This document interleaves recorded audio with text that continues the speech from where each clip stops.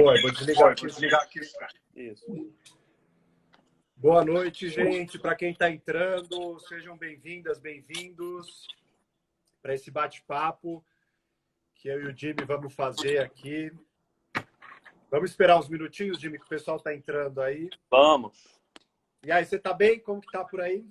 Tô bem, estou muito feliz, porque hoje dia foi um dia maravilhoso. A vitória, uma das maiores vitórias da história do movimento LGBT americano, porque a Corte Suprema hoje, o STF, nossa, declarou que não se pode proibir,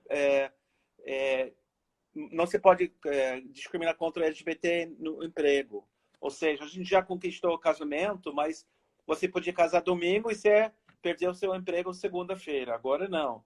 E isso não é somente para os gays e lésbicas, mas também para os trans. Isso é uma coisa muito importante. A votação foi 6-3 e indica que, basicamente, nós conquistamos todos os mais importantes necessidades de proteção legal nos Estados Unidos. Depois de 50 anos de luta, né? Mas conseguimos. Isso é muito importante. Que legal, Jimmy. Eu vi a notícia hoje, realmente, da discriminação no trabalho. Isso no Brasil ainda precisa avançar. Isso é muito importante. E como no Brasil, conquistamos não através do Congresso, que nunca podíamos ter passado, mas através do STF, nosso STF.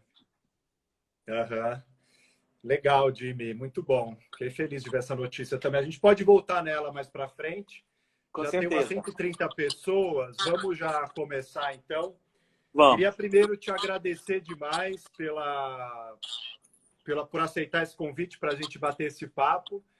Para lembrar desse evento, que é um evento marcante, né, do movimento LGBT brasileiro, que foi o 13 de junho de 80, e que você foi um dos protagonistas dessa história. Enfim, para quem não conhece o James, está chegando aqui, o James é um dos maiores pesquisadores sobre a história LGBT brasileira, sobre a ditadura no Brasil também. James escreveu um livro clássico já, que é o Além do Carnaval, esse aqui. Essa é uma edição anterior, a tese de doutorado dele. Esse na capa original, né? Oi? A capa original, porque tem a segunda edição agora, né? É verdade. Tem a segunda edição que eu tive o prazer de escrever o prefácio, o Jimmy me convidou. E além de ter sido meu orientador no doutorado lá fora, o Jimmy é um amigo muito querido também, então eu fico muito feliz da gente poder fazer esse bate-papo aqui hoje. Não, Renan, a gente não pode esquecer de contar também que nós juntamos e dirigimos um movimento internacional contra o golpe da Dilma Rousseff quando você estava nos Estados Unidos, juntando os americanos e brasileiros nos Estados Unidos numa campanha contra o Sérgio Moro e as suas medidas antidemocráticas, justamente nas vésperas do impeachment da presidenta Dilma Rousseff. Então, você foi muito importante nessa história também. Legal, Jimmy, verdade. A gente atuou no que deu, né? A gente avisou bastante que ia dar alguma coisa muito ruim ali. Já naquele momento já estava claro que esse processo de ruptura ia ser bastante prejudicial. Mas, enfim, seguimos na resistência. O Jimmy continua articulando uma rede internacional para solidariedade ao Brasil, que, na verdade, é a história da vida do Jimmy, né? Que desde a ditadura tem se mobilizado em redes de apoio ao Brasil. Está sempre aqui no Brasil. Agora a pandemia não permitiu que ele viesse nesse primeiro semestre, mas no segundo, tomara que você já esteja aqui, Jimmy, para comemorar o aniversário. Espero. Eu quero festejar meu aniversário no dia da parada, que está agendado para 22 de novembro, que é meu aniversário. Vamos ver. Vai dar certo sim. Jimmy, vamos lá então, para começar essa conversa. Eu queria que você contasse um pouco para o pessoal, que a gente teve ontem uma parada virtual. Como você disse, a parada física ela ficou para novembro. E a gente teve uma parada virtual aqui no estado de São Paulo, que, enfim, foi interessante, porque o tema da parada desse ano é democracia, que eu acho que é um tema muito atual e necessário. E a gente tinha conversado lá atrás, você tinha muito essa ideia, no ano passado a gente conversou disso, de que seria muito importante a parada lembrar desse evento, né, que aconteceu há exatos 40 anos, o 13 de junho de 80. Então, eu queria que você contasse um pouco nesse começo, qual que era o clima do que estava acontecendo ali, a primeira organização do Grupo Somos, que você foi uma das lideranças mais importantes, e como que foi esse processo? Era o processo da violência policial que vai culminar com esse ato, esse levante do 13 de junho de 80? Então, deixa eu te dar um pouco de contexto. O Somos foi fundado em maio de 78. E já em 78, 79, teve uma certa atuação pública com apoio e crescimento.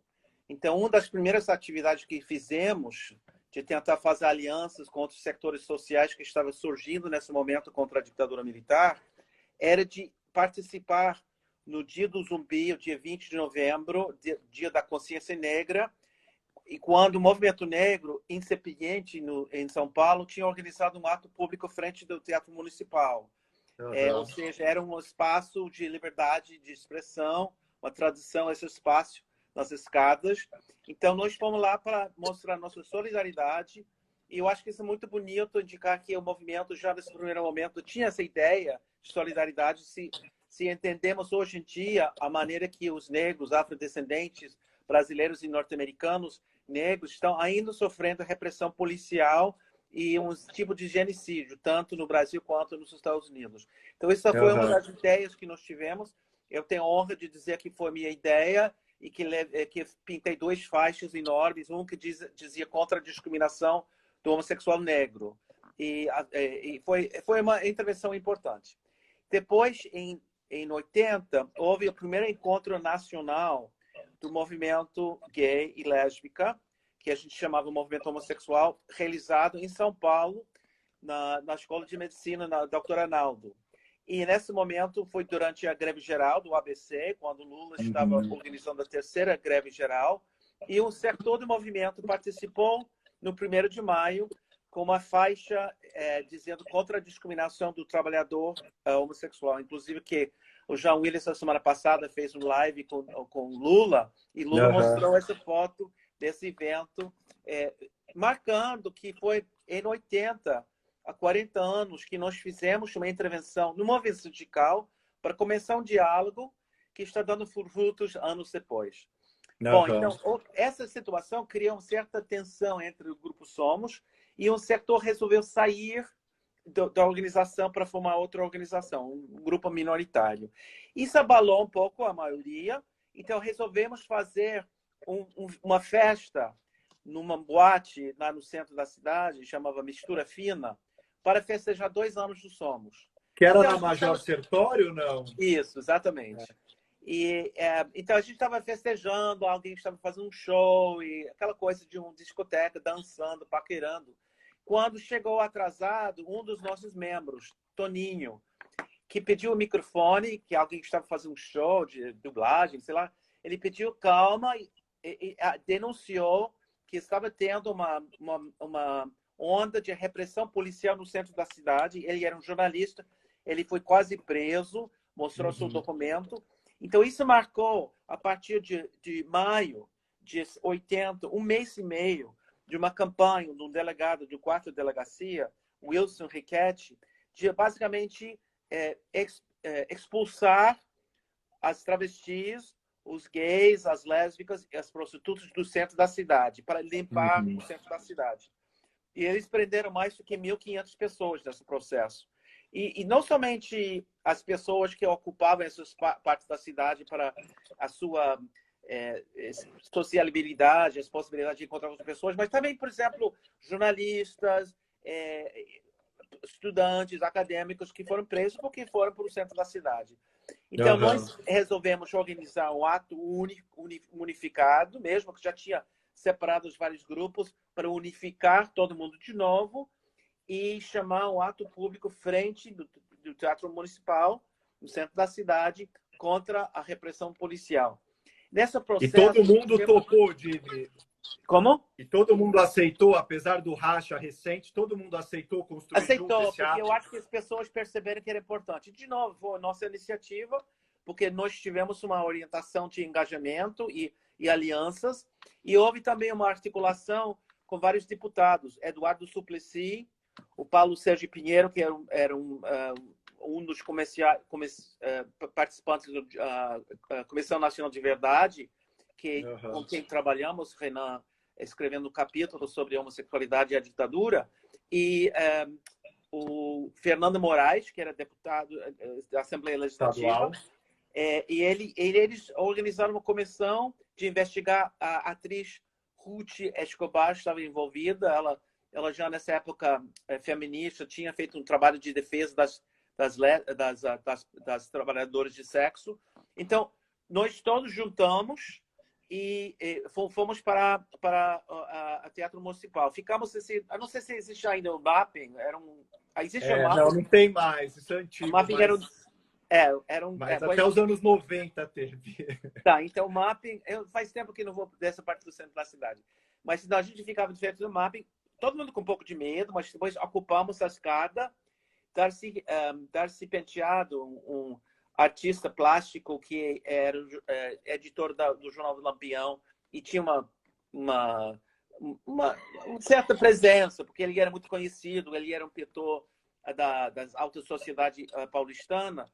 Ele leu uma declaração denunciando a repressão policial. Tivemos faixas contra a repressão policial e, no momento, começou a garoar. Sabe o que é garoar? Não existe mais em São Paulo, mas garoava. E não tem mais MAP, não tem mais garoa. Mas começou a garoar, então a gente começou a dizer, para as ruas, para as ruas, para as ruas. Então começamos a sair com as faixas no centro da cidade. Andamos pelo centro da cidade, não me lembro muito bem o percurso nesse momento, fazendo muito tipo de palavras de ordem, muitas brincadeiras. Por exemplo, naquela época, o movimento estudantil tinha uma palavra de ordem que era baixa repressão, mais amor, mais arroz e mais feijão. Tipo, em vez de reprimir o povo, vamos dar arroz e feijão para o povo. E alguém inventou a baixa repressão, mais amor e mais tesão. Então, isso foi legal. Tinha outros, não me lembro nesse momento. Tinha mais ou menos 800 a 1.000 pessoas. E terminamos na Rua da Consolação, onde tinha um restaurante chamado Redonda, que não existe mais, mas sim, embaixo do prédio, que é redondo, né? Perto do Teatro de Arena. Isso, exatamente. Então, subimos essa rua até Consolação. Tinha chegado a polícia para acompanhar nossa passeata e dispersou as pessoas. Nesse momento, estávamos todo mundo para tomar cerveja e festejar. Mas por que foi importante? Porque até esse momento, nós tivemos uma participação modesta no Dia do Zumbi, dando solidariedade ao movimento negro. Os gays do Grupo Somos participou no 2º Congresso Paulistano das Mulheres, ajudando as mulheres a fazer uma intervenção. As lésbicas do Grupo Somos faziam uma intervenção. E alguns participaram no 1º de maio, no ABC, em São Bernardo. Algumas pessoas dizem, não, mas assim, vai ser agressividade dos trabalhadores, não podemos fazer isso. E nós descobrimos que fomos muito bem aceitos e até aplaudidos quando entramos no estádio onde houve o comício.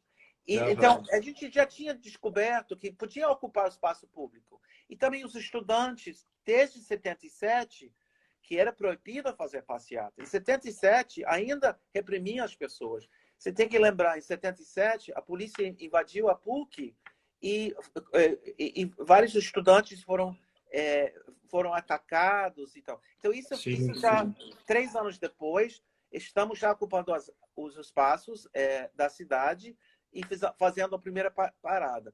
E eu acho que isso é muito parecido ao que foi Stonewall, porque a gente tem uma vaga noção do que foi Stonewall, e certos mitos sobre Stonewall que têm sido criados em vários momentos. Mas Stonewall foi uma repressão policial, uma reação, quando invadiram um bar e houve distúrbio na cidade durante 2 ou 3 dias.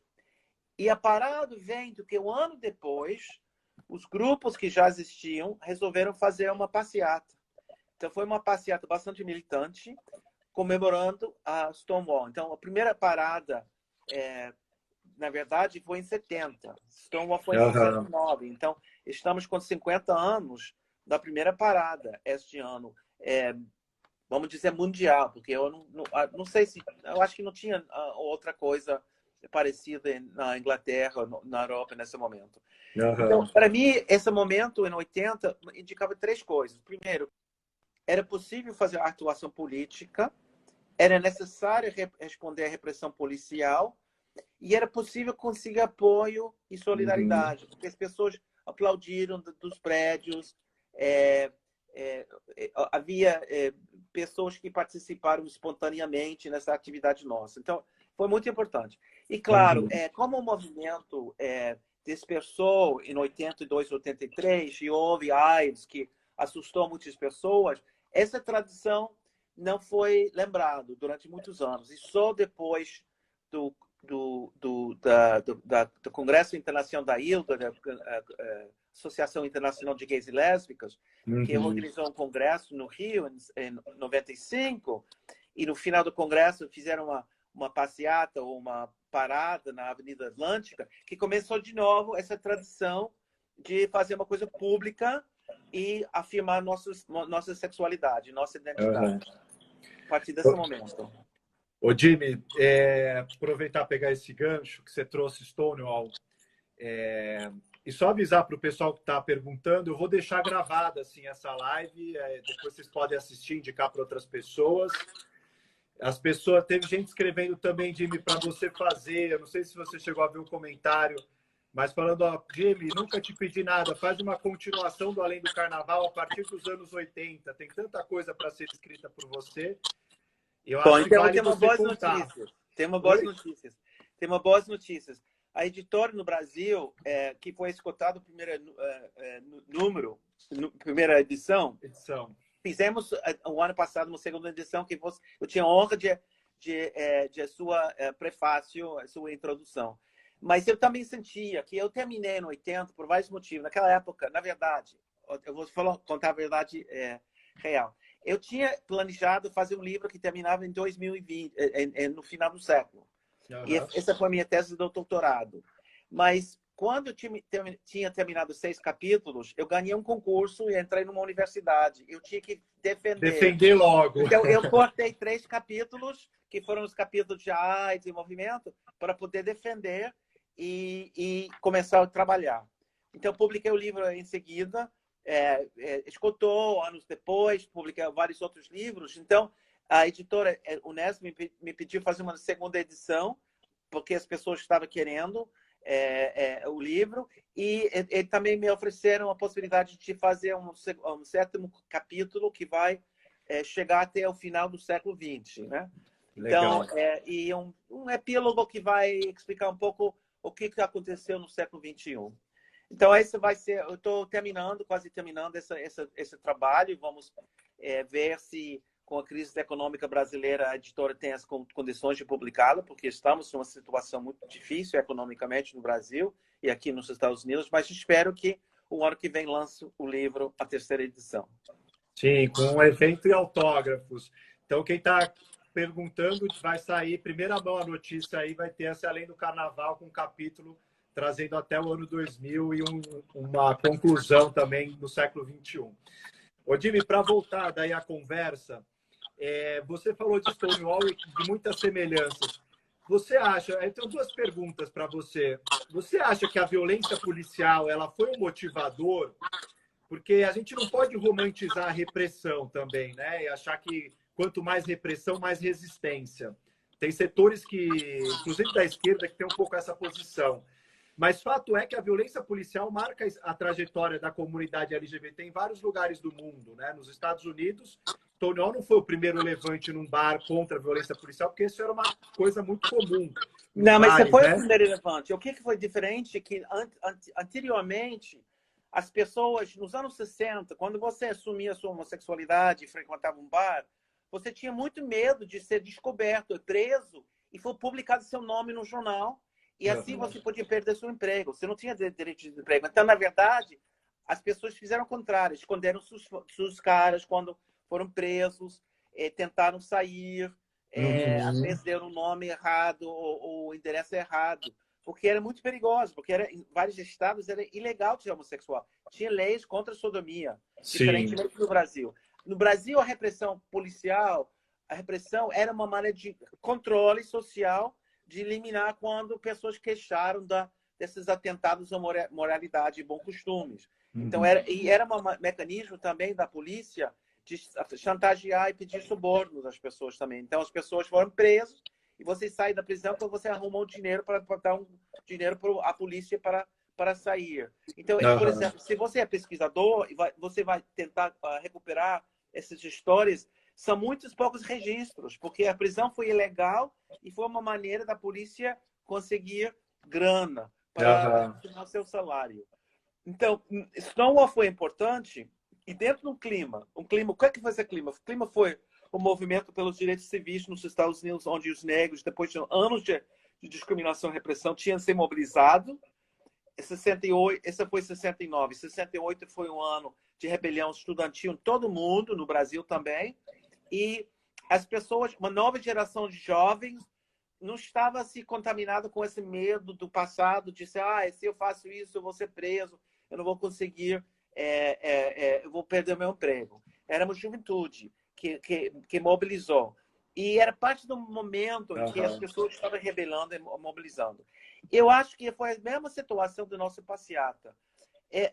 80 já foi um ano de muitas atividades, tinha um movimento de 2 anos, com um grupo forte, e tinha 200 pessoas nos vários grupos que existiam na cidade, e a gente estava criando uma tradição de mobilização, com nossas atividades no dia do zumbi e no 1º de maio. Então, as pessoas perderam seu medo. Se eu sair, vai ter um problema. É interessante, durante a ILGA, com o congresso da ILGA em 95, preparando para esse congresso, o grupo Arco-Íris fez muitas máscaras muito bonitas, com plumas e tal, porque eles achavam que as pessoas não iam querer desfilar revelando suas caras. Na rua. Como durante o carnaval. Ninguém usou máscara, porque realmente ninguém tinha medo. Quer dizer, as pessoas já entraram na parada numa boa, mas na Argentina, eles usaram as máscaras durante 2 ou 3 anos. Por quê? Porque a Argentina é Buenos Aires. Buenos Aires é uma cidade que concentra todo mundo, está filmado pela televisão, e a sua mãe, o seu pai, mesmo sendo de outra cidade, com certeza vai ver você na televisão. Então, eles usavam máscaras na Argentina, mas não usaram no Rio. Então, as mobilizações que houve de vários setores sociais, em 78, 9 e 80, criou essas condições para a gente sentir a vontade de sair e participar sem medo. Isso foi muito importante. 1.000 pessoas, não é qualquer coisa.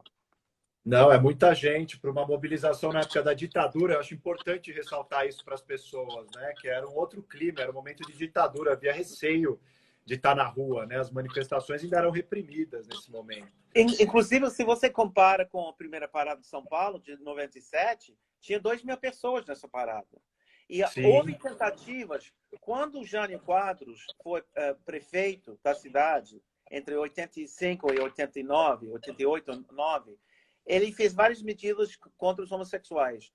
Ele proibiu, foi uma coisa louca, tinha um corpo de balé dentro do Teatro Municipal. E ele fez um decreto proibindo os homossexuais participar no corpo de balé. Ou seja, ele queria liquidar o corpo de balé. Não ia ter balé, né?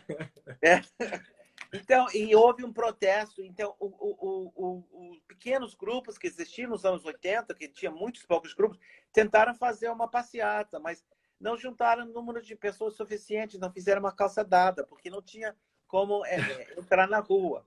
Isso foi em 87. Naquela época também tinha uma pessoa que estava assassinando homossexuais perto do Parque Trianon. Tinha morto mais de 12 pessoas. Então tinha um clima de medo, de preocupação. E tinha aquele livro do Roldão Arruda conta essa história, Dias de Ira, né? Exatamente. Fica a recomendação, que é um belo livro do Roldão. É maravilhoso o livro, vale a pena comprar e ler. Então, e parece que ele está trabalhando no roteiro para um filme sobre isso, que vai ser muito bacana. Mesmo? Que legal. Ele contou isso.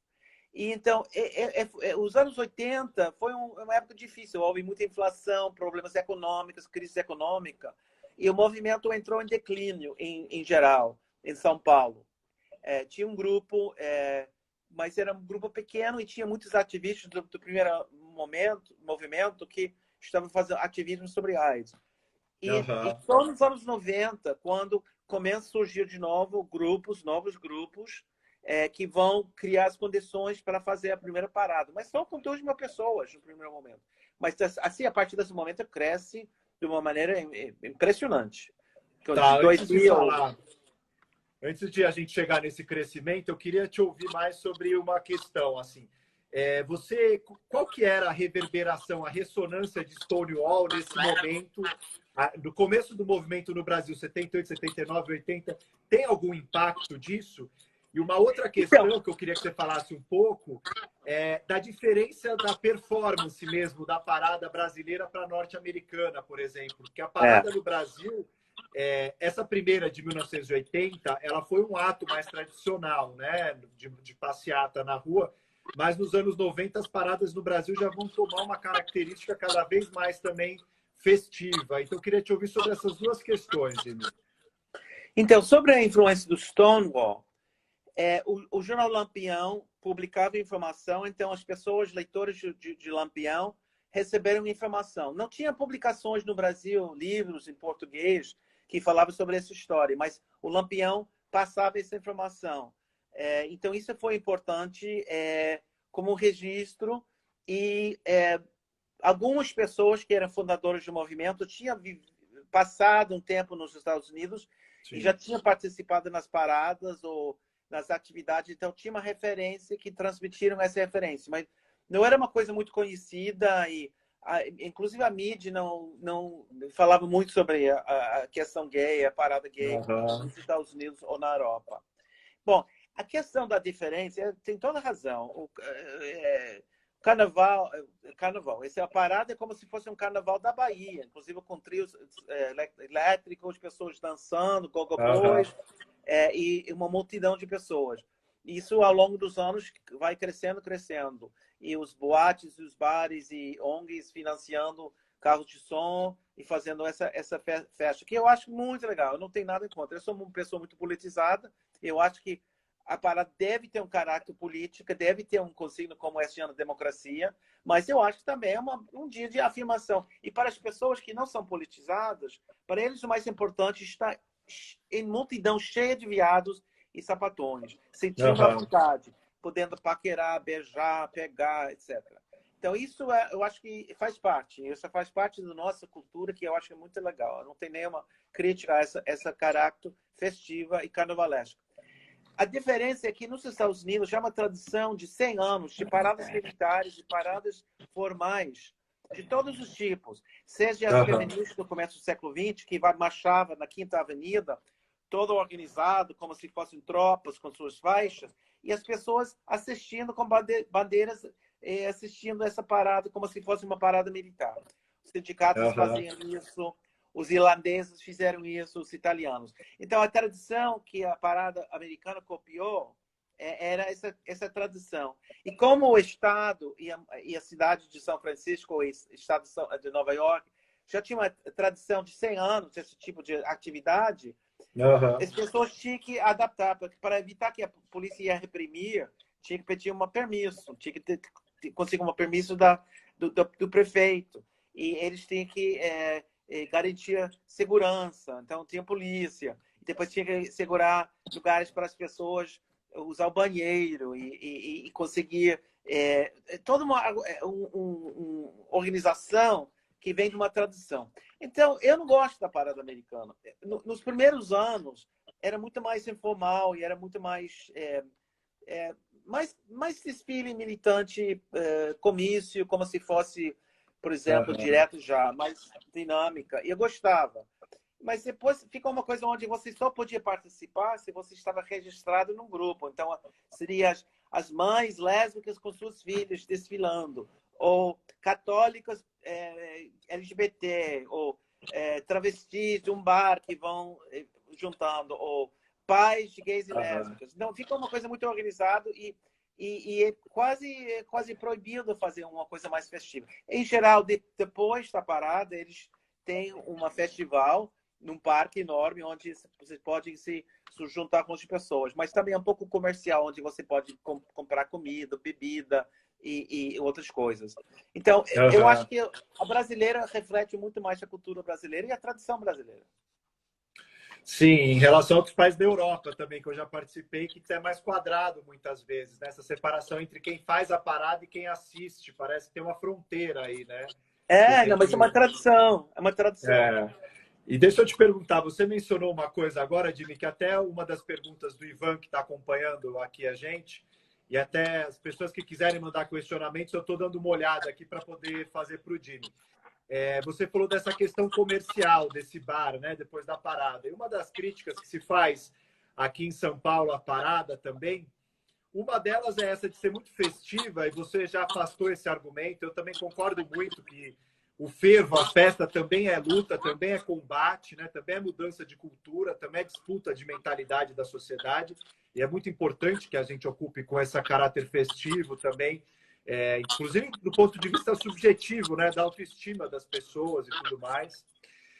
Mas uma outra crítica que se faz, Jimmy, é que muitas vezes as paradas colocam as empresas em grande destaque nos carros de som. Então, a gente pega os carros, tem uma placa da Uber, outro carro, uma placa da Vivo, outro carro, uma placa de empresas que muitas vezes elas não fazem nada durante o ano para a comunidade. Né? O Lucas está falando aí do mercado Pink, ou do Pink Money, a gente poderia chamar. Isso. Né? Como que você vê essa questão da cooptação pelo mercado também desse impulso ativista LGBT, as paradas nesse contexto?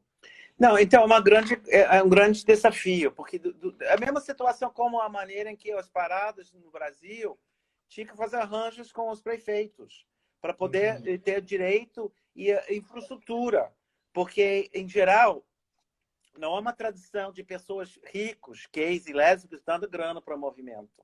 É um movimento, em geral, de pessoas da classe média, classe média baixa, pessoas que estão comprometidas, mas não têm recursos.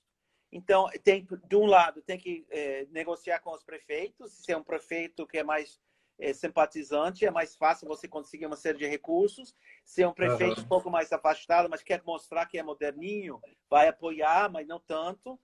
E a mesma situação nos carros de som dos políticos. Quem entra, quem não entra nos carros de som. Do outro lado, Brasil, Estados Unidos, infelizmente, eu digo, estamos num país capitalista, consumidor, exagerado, em que as coisas se movem com dinheiro. Então, por exemplo, se o grupo X de lésbicas quer alugar um carro de som, eles têm um grande problema de arranjar o dinheiro para fazer isso. Então, eles têm que procurar um financiador. Eu acho que a solução é de fazer uma coisa consciente dos organizadores da parada, que quem participa, de acompanhar ao longo do ano e avaliar se essa banco ou se essa empresa tem realmente feito atividades a favor das pessoas LGBT. E se não, dizer que não. Você tem você não tem um protocolo contra a discriminação na sua empresa, você não entra na parada. Ou se é um bar, por exemplo, tivemos um problema nos Estados Unidos durante um tempo, onde muitos bares eles eram assim, mais para as classes médias altas brancas. E para as pessoas pobres, negros e travestis, eles exigiam 3 carteiras de identidade para poder entrar, e para um branco, nenhuma, ou uma só. É uma coisa engraçada. Quando eu assumi em 73 em Filadélfia, e foi para um grupo ativismo, chama Gay Activist Alliance, que existia na Filadélfia, todo com medo de chegar lá e tal. E eles estavam organizando uma atividade contra um bar da cidade que discriminava, que exigia 3 provas de identidade para travestis, negros e negros e travestis e acho que lésbicas. E nenhuma para os brancos gays. E eu nunca tinha entrado num bar, mas o que nós fizemos? Fomos lá para fazer linha de piquete, protestando durante 2 horas, pedindo às pessoas não entrarem porque discriminavam, e depois me convidaram para outro bar onde eu entrei e descobri o que foi um bar gay. Então, esses problemas que existem parecidos. Pessoas que não aproveitam, mas eles percebem que pode lucrar com essa nossa carência de espaços, ou nosso desejo de ter lugares de alegria, de festa, e tenta ganhar dinheiro com isso. Então, eu acho que você tem que cobrar dessas empresas, tanto empresas dirigidas à comunidade LGBT, quanto as empresas que querem mostrar que são bem liberais, bem modernos, bem progressistas. E, na verdade, essa pressão muda as empresas. E as empresas mudam a sua prática. E nos Estados Unidos isso tem funcionado muito. Quando, alguns anos atrás, eles queriam proibir travestis ou transgêneros usar o banheiro do seu gênero de identidade em Carolina do Norte. Houve toda uma lei sobre banheiros e tal. Eles sofreram boicote das grandes empresas americanas, disseram que nós não vamos operar esse estado na medida, Carolina do Norte, na medida que vocês estão discriminando, querendo aprovar essa lei. Na Indiana também. E eles derrubaram as leis, porque as pessoas do comércio estavam com medo de perder muito ingresso se essas grandes empresas recusaram. Então, eu acho que cabe ao movimento cobrar dessas empresas e garantir que eles estão realmente defendendo nossos interesses. Não, muito legal. Foram várias pessoas escrevendo aqui durante sua fala, de me chamando a atenção para isso.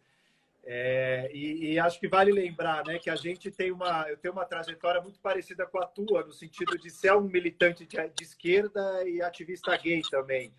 E acho que é um esforço que você sempre fez na sua trajetória, e que eu também procuro fazer, que é de juntar essas duas coisas. Então, acho que essa crítica à mercantilização é algo que é muito caro, né, para a gente que já participou do PSTU, da Convergência Socialista, e que tem críticas ao capitalismo. A gente não quer só um capitalismo com diversidade, mas quer um modo de vida que seja realmente de pessoas livres, um modo de vista justo. Eu acho que essa questão ela é fundamental. E deixa eu te perguntar uma coisa que apareceu ali também.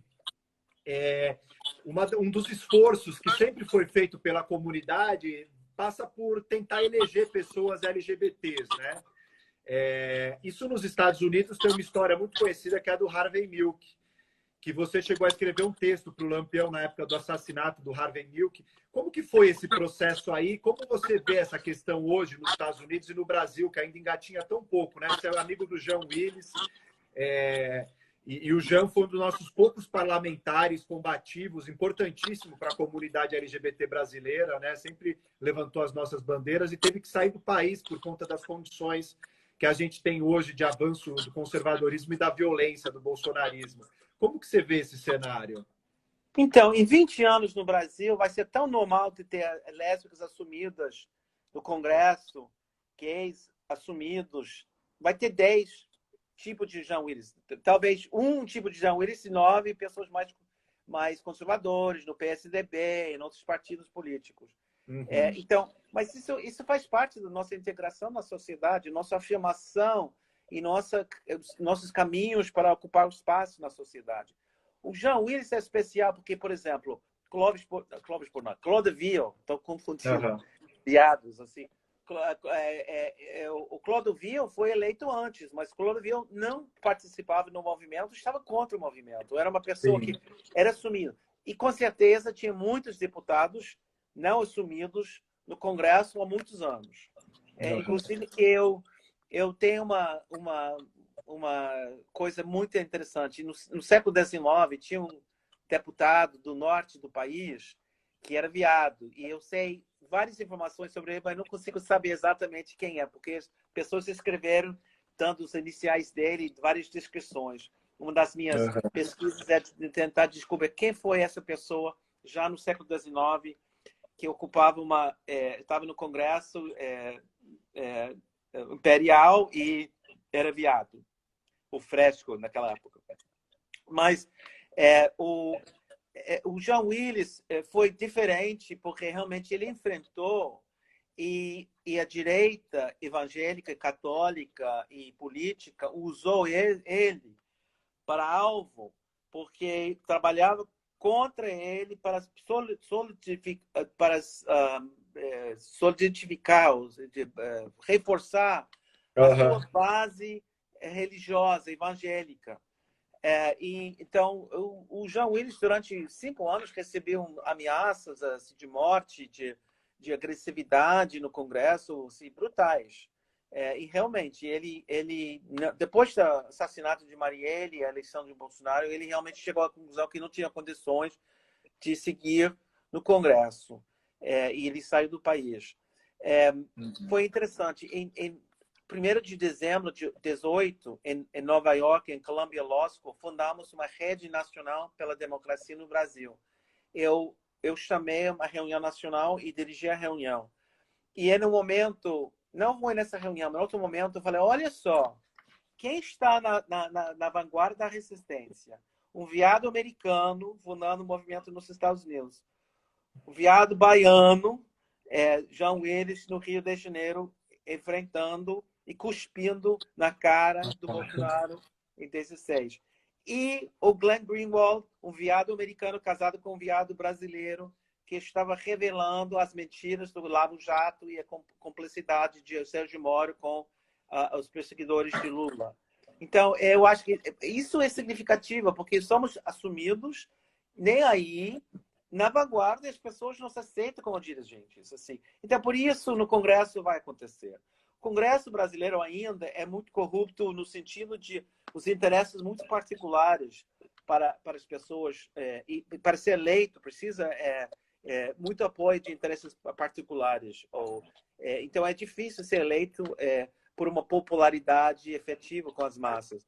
Mas eu acho que no futuro isso vai acontecer, vai ser cada vez mais pessoas assumidas e definitivamente quem abriu o caminho foi o João Willis. Porém, tinha precursores, como Herbert Daniel, que eu escrevi um livro sobre ele, A Revolucionário Gay, A Vida Extraordinária de Herbert Daniel, que em 86 foi candidato à Assembleia Legislativa, super assumido, uma campanha muito colorida, muito leve, onde ele realmente levantou as questões pela primeira vez como homossexual assumido nas eleições entre 4 ou 5 outras pessoas que foram candidatos nos anos 80 para várias posições no governo, tanto estaduais e federais.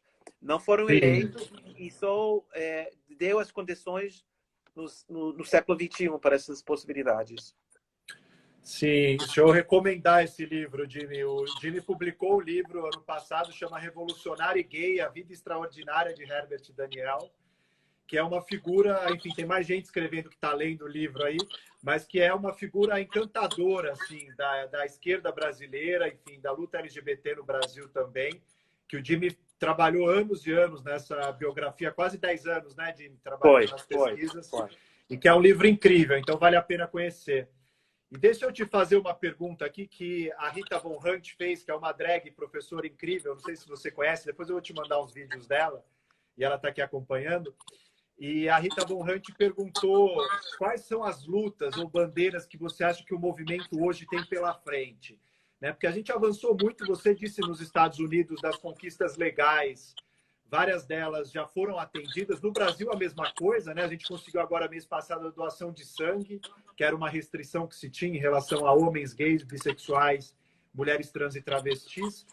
Então, cria uma certa impressão de que a gente estava indo para um lugar de realização de todos os direitos e que nós conseguimos todas as conquistas que o movimento historicamente reivindicou. Só que, ao mesmo tempo, a gente nota também que a gente está vivendo... Aí nos Estados Unidos tem o Trump, aqui no Brasil tem o Bolsonaro, 2 governos muito LGBT-fóbicos, o que mostra que nossa história ela não é progressiva, também acumulativa e linear, que a gente só caminha conquistando rumo ao arco-íris, ao céu colorido, etc.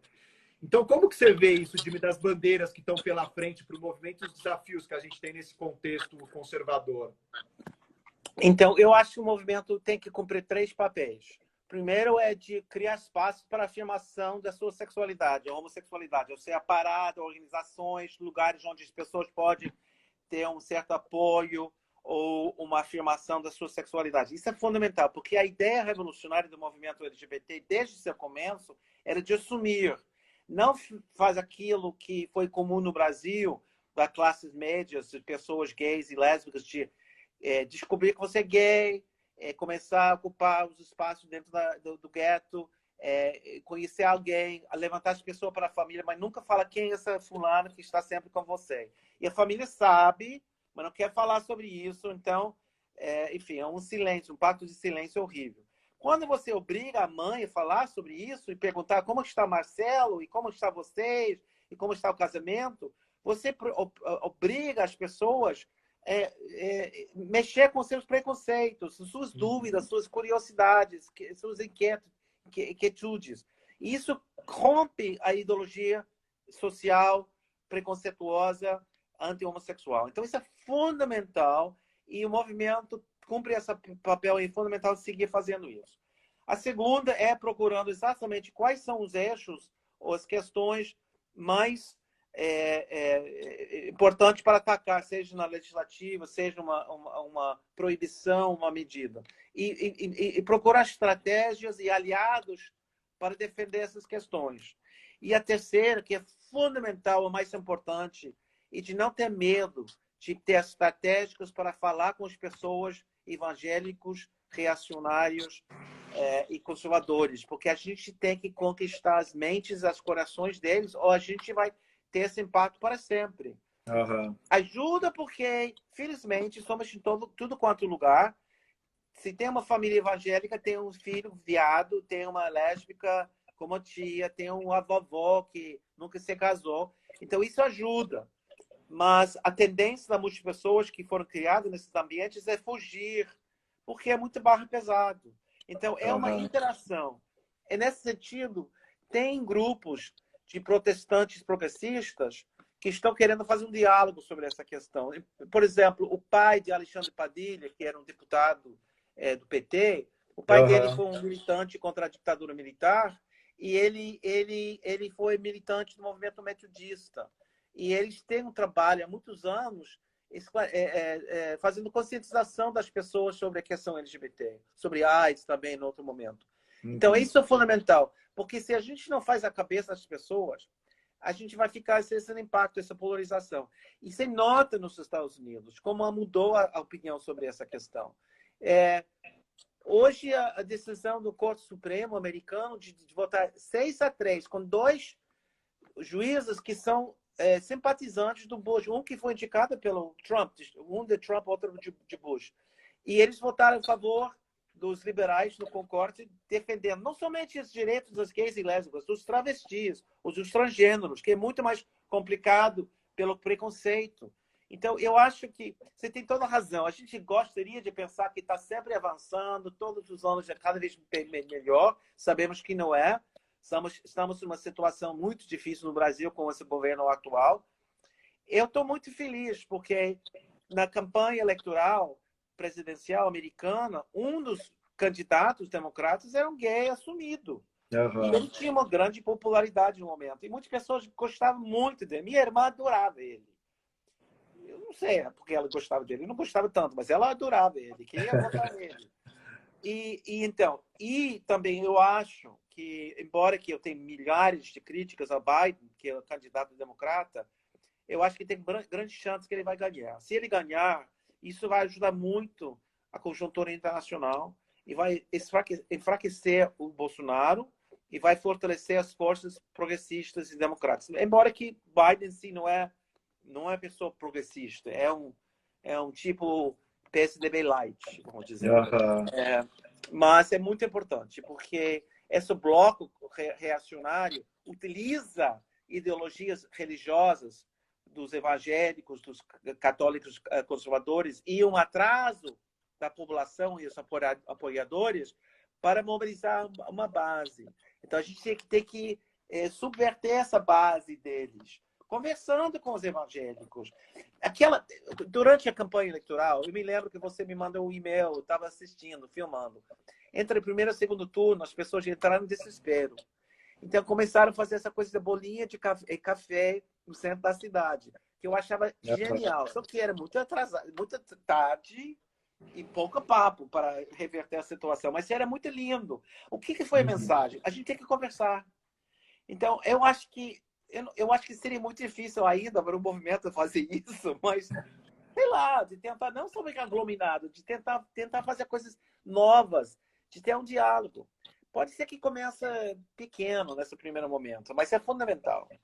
E na medida que as pessoas assumem e reivindicam os seus direitos no trabalho, na universidade, na igreja, no emprego, abrimos espaço para cada vez mais liberdade. Isso é fundamental. Legal, Jimmy. E deixa eu te perguntar uma coisa, uma pergunta que já apareceu algumas vezes aqui, que é sobre as políticas de memória LGBT, ou seja, você foi uma das pessoas, tem sido uma das pessoas que mais tem mantido viva essa memória, né? Através de trabalhos, de estudos, de publicações, suas intervenções aqui no Brasil. os acervos, o cuidado que você tem com isso, né? Tem seus esforços para preservar. Isso não só na questão LGBT, mas na questão da ditadura, né? Enfim, um cuidado com essas fontes todas. Como você acha que o movimento brasileiro lida com essa questão da memória, ou lidou até hoje? Se você sente que está havendo uma preocupação maior hoje em dia, que tem crescido em relação a isso, como que você enxerga?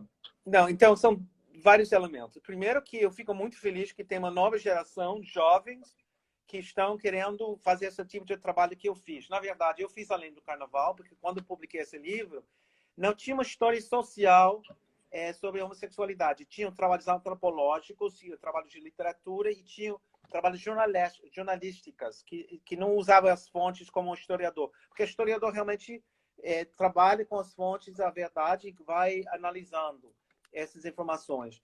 Então, para mim, era um buraco que ninguém ocupava. E durante 25 anos, confesso, eu tentei incentivar a produção de uma história da lesbianidade no Brasil. E não consegui, mas agora estou muito feliz porque uma brasileira prestou concurso para entrar na Brown University para fazer doutorado comigo e ela pretende fazer história social das lésbicas no Brasil. Tem algumas coisas escritas, mas nada muito bem feito, muito científico, baseado nos dados, em vez de fantasias. Então, isso é fundamental. Segundo, foi o movimento dos encontros nacionais de homocultura, de produção nas várias disciplinas sobre a produção de conhecimento sobre a homossexualidade e questões ligadas a isso. Eu acho muito legal, muito importante. Então, eu vejo uma nova geração de pessoas que não têm medo. Então, nós estávamos numa banca do Juliana, que é uma jovem de São Bernardo, vem de uma família operária, conseguiu entrar na universidade graças às novas medidas do governo Lula e Dilma para estudar na Universidade Federal, vem de uma família de trabalhadores, e ela fez um mestrado justamente tentando abrir no campo de ciência política essas questões que é uma área onde não tem muito trabalho. Então, eu acho que isso é fundamental e também a preservação de arquivos. A Unicamp, Universidade Estadual de Campinas, tem um arquivo de história social que tem uma coleção enorme de material sobre LGBT e estamos em parceria com eles para preservar essa documentação e divulgá-lo e disponibilizá-lo pela internet para que os pesquisadores de qualquer lugar no Brasil, seja de Goiás, seja de Amapá, podem ter acesso a essa documentação e fazer um trabalho, seja monografia, um trabalho no final do curso, ou tese de mestrado, tese do doutorado. Então, isso é fundamental, não somente preservar, mas disponibilizar esse material, para que haja uma democratização do acesso a essa informação, que haja várias interpretações. Eu tenho uma leitura minha sobre a história do movimento. Eu sei que outras pessoas têm outras leituras. Não tem problema com isso.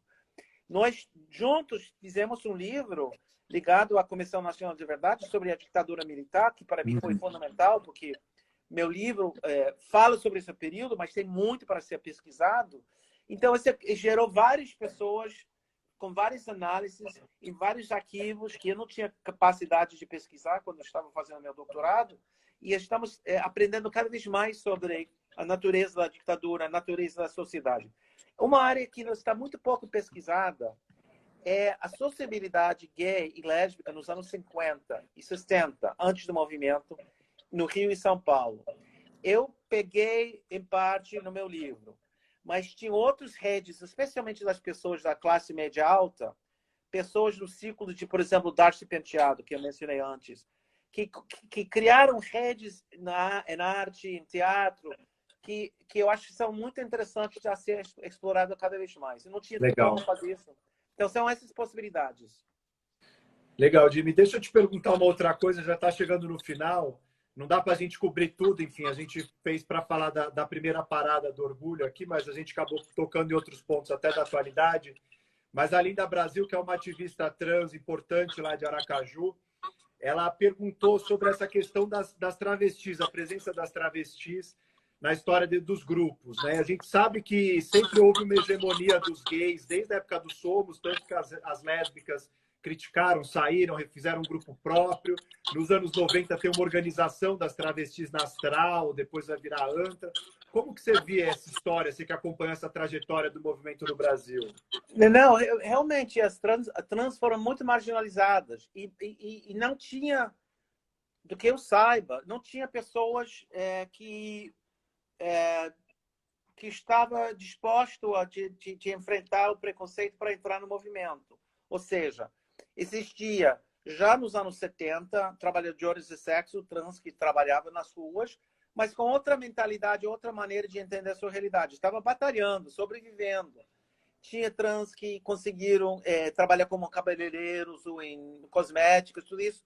E, de novo, eu acho que como elas tinham que lutar muito para conquistar um espaço no emprego, na sociedade, com sua família, que elas não tinham uma noção da possibilidade, não podiam imaginar a possibilidade de uma organização. Então, por exemplo, embora que fosse atingido as trans durante a repressão policial de 80, e eu não me lembro se havia um ou outro trans que passeava conosco nessa passeata, não entravam pessoas nos grupos. Não tinha um espaço. E não tinha um espaço dos transgêneros, pessoas, por exemplo, que estavam fazendo mudança de sexo, estavam fazendo as operações, as transformações. Era muito difícil nessa época de entrar num espaço e ser aceito. Então, eu acho que também, se tivesse entrado, pessoas teriam certo preconceito. Tudo bem se você está fazendo um show de drag no boate sábado à noite, que existia. Que você tem medieval, tem os shows e tudo isso. Mas eu acho que essas pessoas também, a sua maneira de entender a sua identidade era a afirmação através do performance, desse momento de brilhar, de ser aplaudido, de ser aceito, ou de viver como a sua identidade de gênero no seu trabalho. Então, não havia. Só nos anos 90 que realmente houve essa ligação, e em parte foi uma ideia consciente de uma pessoa adulta do Rio que realmente procurou, e isso foi função do trabalho sobre AIDS, porque quando a AIDS começou a afetar as pessoas, algumas trans, como Brenda Lee e outros, perceberam que era necessário uma atuação política ou social, mas implicava uma certa atuação política para atender, resolver os problemas das pessoas vivendo com HIV e AIDS. Então, começa uma politização dessas pessoas e eles participaram nos movimentos a favor do AIDS, ou defesa das pessoas vivendo com AIDS. E só, infelizmente, nos 90 que realmente as barreiras foram eliminadas. Já em 95, quando se forma a ABGLT, se forma a ABGLT com esse nome, com T. Embora que teve várias interpretações do que é T nessa sopa de letrinhas. E antes, as lésbicas que tinham que lutar para ter o seu nome dentro desse movimento. Só em 93 que as lésbicas conseguiram, no Encontro Nacional dos Grupos, que chamava Encontro Nacional dos Grupos Homossexuais Organizados, a tradição de 80, que eles conseguiram seu espaço. Legal, Jimmy. Nós temos 30 segundos, já está acabando o nosso tempo aqui. Então, eu quero mandar um abraço a todo mundo. Queria te agradecer muito, agradecer todo mundo que acompanhou também aqui. Acho que foi um ótimo bate-papo. Eu vou deixar salva a live, então quem quiser consegue consultar. E sigam o James nas redes sociais, aqui no Instagram, mas no Facebook, que ele usa mais. Ele sempre posta coisa dos trabalhos dele. James é uma referência para todos nós, aí um exemplo de luta de resistência que nos inspira sempre. Jimmy, valeu de novo. Obrigado, Renan. Obrigado. Tudo de bom. Se cuida. Tchau, tchau.